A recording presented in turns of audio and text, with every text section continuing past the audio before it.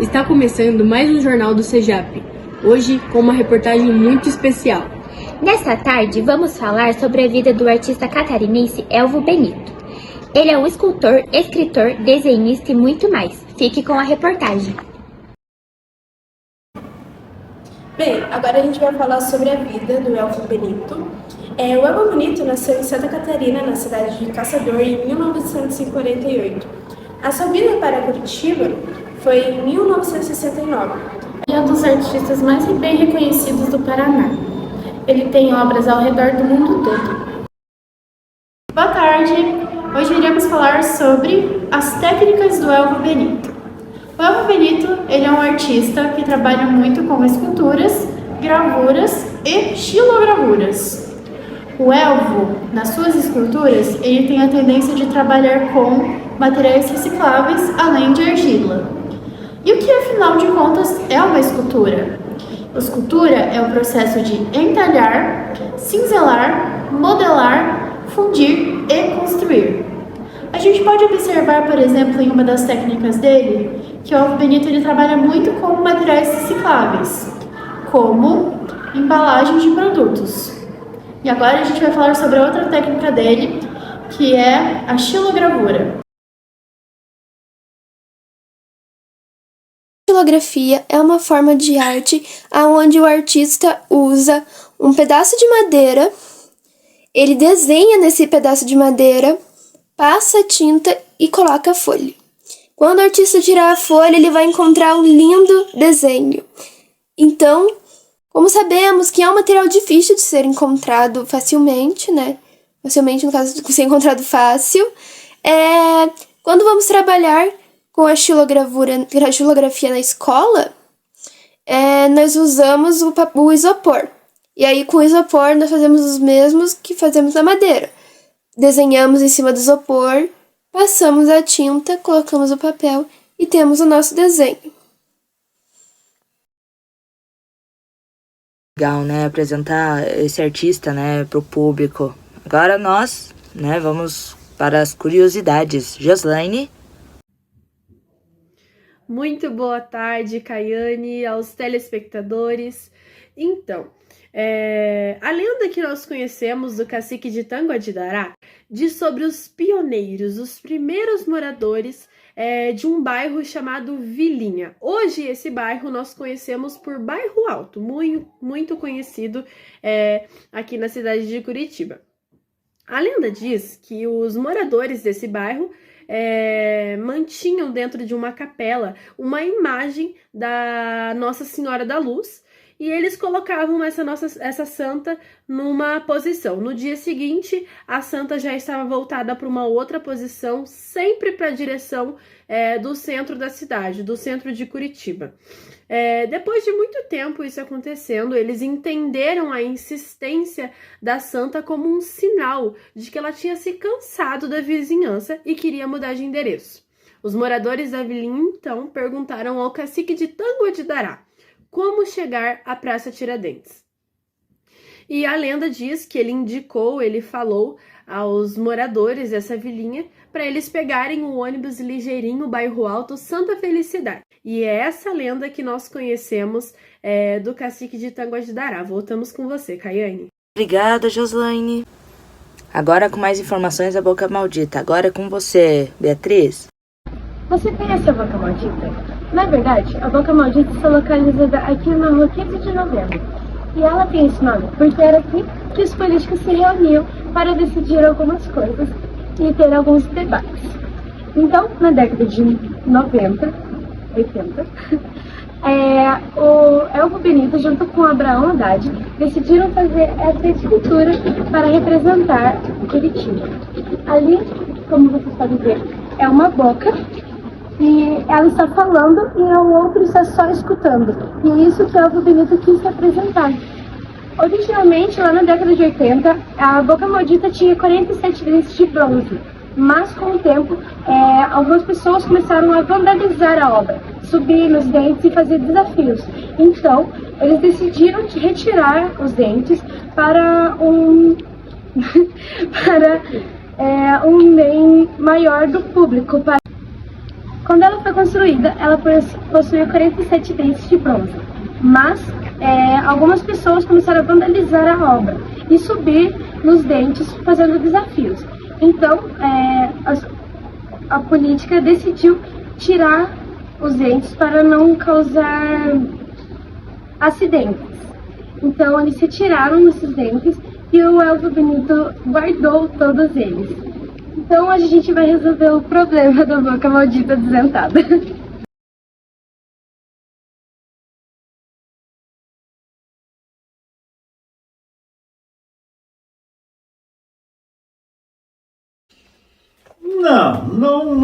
Não vejo assim, não acho, não, dificuldade não.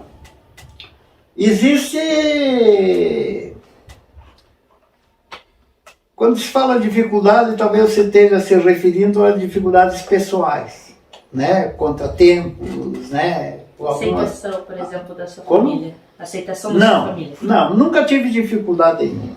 Embora a gente seja do interior de Santa Catarina, meu pai veio de uma família de 16 irmãos. Era 12 homens e 4 mulheres. A terra era pequena para sustentar toda aquela gente e os filhos foram saindo. Então meu pai não teve nem segundo ano primário, até o segundo primário. Aprendeu a ler e escrever e foi o aprendizado dele. Mas progrediu na vida, trabalhando. Tínhamos hotel, obviamente ele tinha que entender um pouco de administração, conta, essas coisas todas. Mas quando eu optei pela arte, quero ser artista, não houve empecilho nenhum, de forma nenhuma. Inclusive, eu fui ajudado financeiramente enquanto estava estudando, porque eu não tinha emprego, tinha que viver de alguma forma. Não tinha dinheiro sobrando, né, era um dinheiro contado, mas nunca tive problema. Sempre trabalhei com essa área de adereços, né? Legal, interessante. Fantasias, essas coisas. Eu fiz isso também no Teatro Guaíra, eu trabalhei com balé, né? Eu fiz cenário, figurino, adereços, eu tenho também essa participação. Mas em Curitiba eu fiz parte da Escola de Samba Leão da Zona Norte. Bom, existe uma associação Cavaleiros da Boca Maldita. São um grupo de pessoas da sociedade curitibana que na época era mais acentuado e tinha muito mais gente que circulava na Boca Maldita, que é o centro histórico, né, da cidade de Curitiba. E eu fui convidado para fazer, eu junto com o Abrão Assad, arquiteto. Então essa escultura da Boca Maldita é Abrão Assad e é o Benito Damo. Porque o Abrão Assad foi o arquiteto que projetou a Rua 15 do modo que está hoje. Não só na época, em 73, 74, na época que se transformou numa rua, num passeio, tirou o automóvel da Rua 15, governo do Jaime Lerner, né? Não sei se você lembra. Ele que fez o projeto. Houve reforma durante esses anos todos, 2 reformas, e o Abrão Assad sempre cuidou da reforma. Então a escultura foi o Abrão Assad que foi convidado para fazer a escultura. E aí ele me convidou como parceiro na escultura. Porque ele e eu resolvemos a ideia e eu resolvi fisicamente a escultura, a pedra, né? O que fazer. Ali nada mais é do que tem uma forma assim que parece uma boca aberta, mas ela era cheia de dentes. Estava cheia de dentes de bronze. E do lado da boca tem um monolito gigante ali também de granito. Bem aqui no meio tinha umas pontas de bronze assim também. Então era uma boca aberta falando e um outro ali quieto escutando. Esse personagem ali quietinho, o monolito quietinho ali, é alguém escutando. Então um fala, grita, vocifera, e o outro ali quieto, escuta, mas também tem o lado cruel da fala, né? Então ele também tem, embora esteja escutando, ele também tem esse lado da boca, né? Então usamos boca maldita. O que ocorreu, aí já é uma questão política, inveja, desentendimento entre duas correntes da boca maldita. Havia uma corrente que queria tomar a presidência da boca contra outra que nos convidou. Na época era o Anfrísio Siqueira. Contra o Anfrísio Siqueira, entraram na justiça dizendo que aqueles dentes podiam oferecer perigo. Uma juíza determinou que se tirasse os dentes.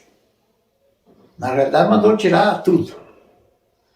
Mas, na época, houve argumentação, até eu junto ao Secretaria de Meio Ambiente, e apenas eu fui, pessoalmente, retirei os dentes.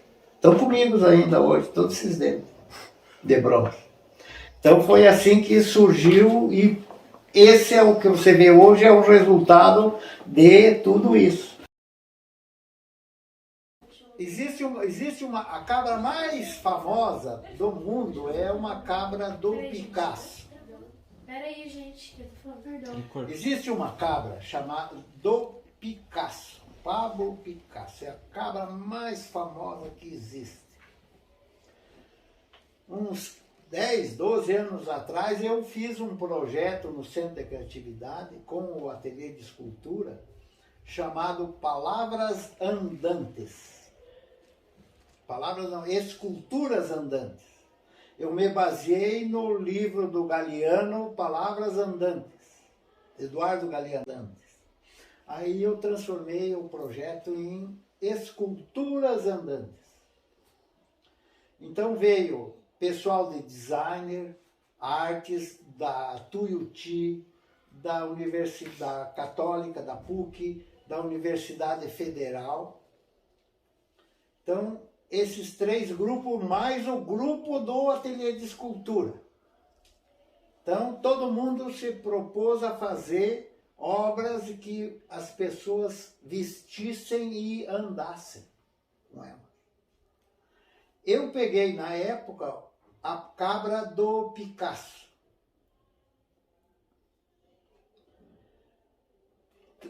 Aumentei, fiz ela de arame, papel, o grupo, né? Arame, papel e cola.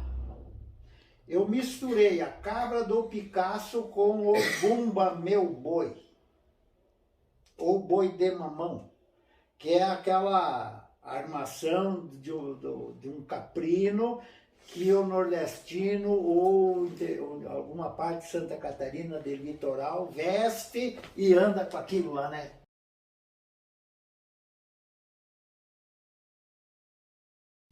Olha, a escultura em bronze a gente pode chamar fundição artística pelo processo de cera perdida. Eu acho que aqui tem talvez vocês tenham um livro meu na biblioteca de escultura em bronze, Processo da Cera Perdida.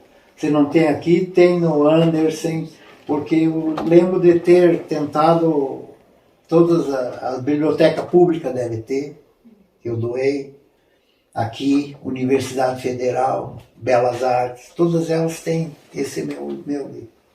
Mas é o seguinte, a escultura nasce, obviamente, né, da ideia do desenho, do que vão fazer, etc., escala, né, escala necessária para o espaço, né, que você vai fazer, você modela ela, toda ela em argila. Então, tudo que você vê em bronze está em argila. A partir da aprovação, você está satisfeito com o que você fez, você faz um negativo, um molde.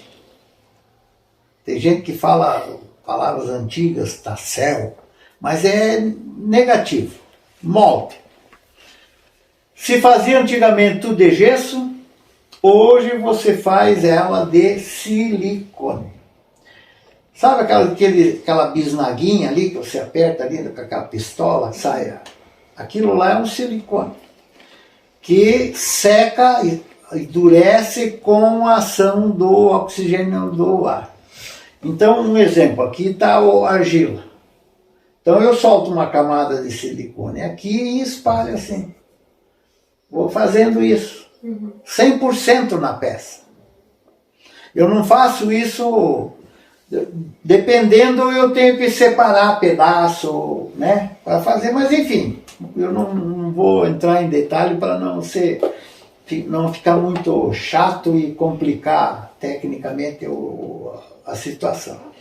Mas, a partir do negativo de silicone feito da escultura que você quer, você pincela uma cera de abelha, que não é cera de abelha pura, é uma mistura.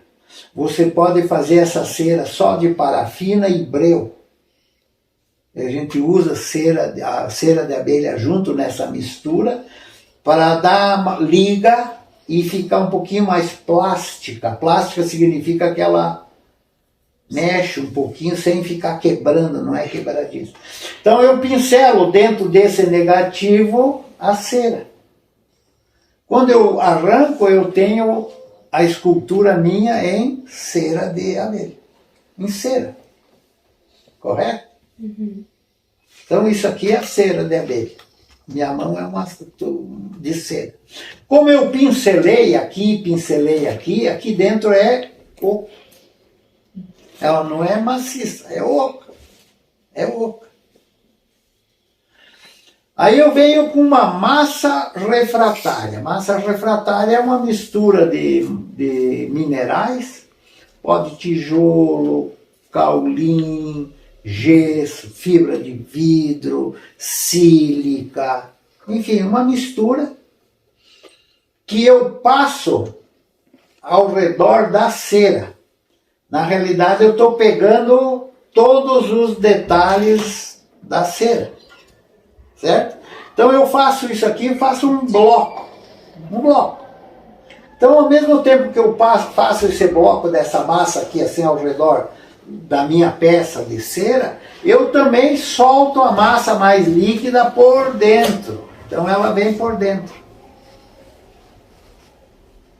Então eu tenho um bloco com a escultura de cera dentro, tanto por dentro que a gente chama alma, a alma ou macho, né? Também é chamada essa palavra, macho, da escultura aqui dentro.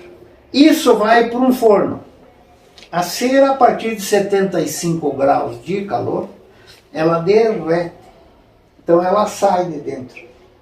Claro, tem um buraco, né? Um canal ali. Tem um copo que eu chamo, né? Então sai tudo pelo copo. Aquela cera derrete, sai. O que fica então? Fica o macho e o bloco.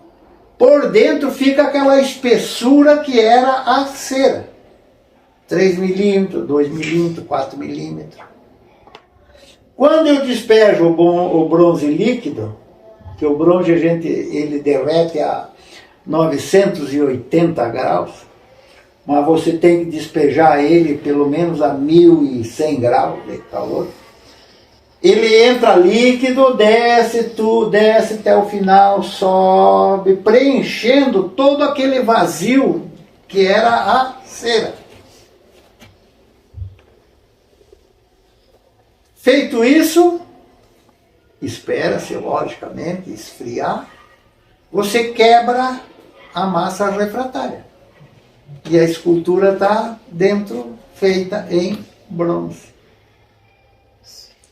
Esse é o processo. Não terminou ainda, porque daí serra, lixa, deu defeito, solda. Então tem aí outra história, mas basicamente é isso. Então se você vê, você faz a escultura 5 vezes. A primeira você faz em argila. A segunda você faz o negativo. A terceira você faz em cera. A quarta você faz com a massa refratária. E a quinta, o bronze que entrou dentro da massa refratária. São 5 etapas para você ter uma escultura em bronze. Por isso o preço, por isso o custo.